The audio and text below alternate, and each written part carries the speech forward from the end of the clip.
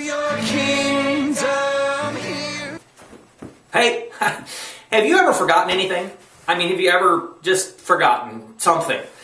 For me, it's my keys. A lot of times I forget, I'll go in the house and I swear I'm going to put them in the little dish by the front door. And do I do that? Yeah, maybe 80% of the time. But the rest of the time I pack them around and I'm ready to head out the door and I can't find them. Studies say that we are forgetful. We forget faces, we forget names, we actually forget words. Do you ever do that? You just sort of, that's the word, we forget. So we have this propensity as humans to forget.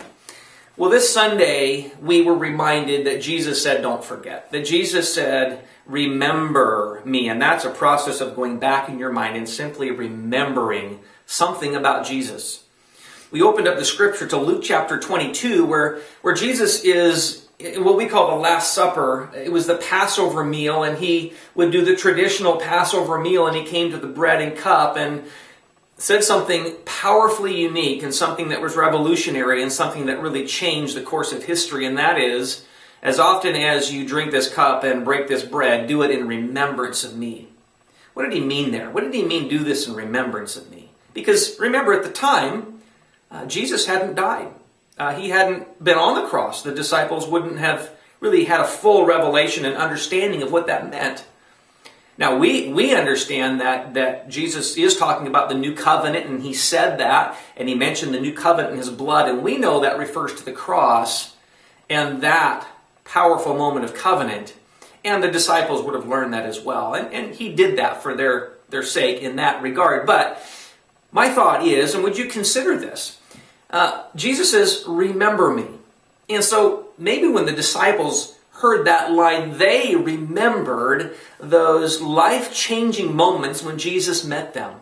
Maybe it was when they were called to follow him for the first time. Maybe it was Peter and Andrew who were fishing in their boats, and maybe it was a frustrating day, and Jesus called out and said, follow me. Maybe it was when James and John, the sons of thunder, were mending their nets with their father Zebedee, and Jesus comes along and says, follow me. And I don't know if I have a tendency to think Jesus laughed a lot and just had fun. And I wonder, maybe he's kind of laughing because he remembers the look on Zebedee's face when Zebedee's sons, James and John, decided to just leave everything and follow Jesus. I don't know exactly what they would have remembered, but it would have been powerful. It would have been precious. How about you? Would you take a minute and would you remember Jesus dying on the cross? Yes, but could you take it just maybe in a different direction and remember what he's done for you in your life? On Sunday we had people share about Jesus moments, and we had everybody write down on a card what they remember, something that they remember Jesus did that was extra significant for their life. And maybe it was supply when it seemed like there was nothing left. Violet shared about that. Maybe it was just a reaffirming and a reminder that, you know what, God knows what we need even when we don't pray. Cindy mentioned that.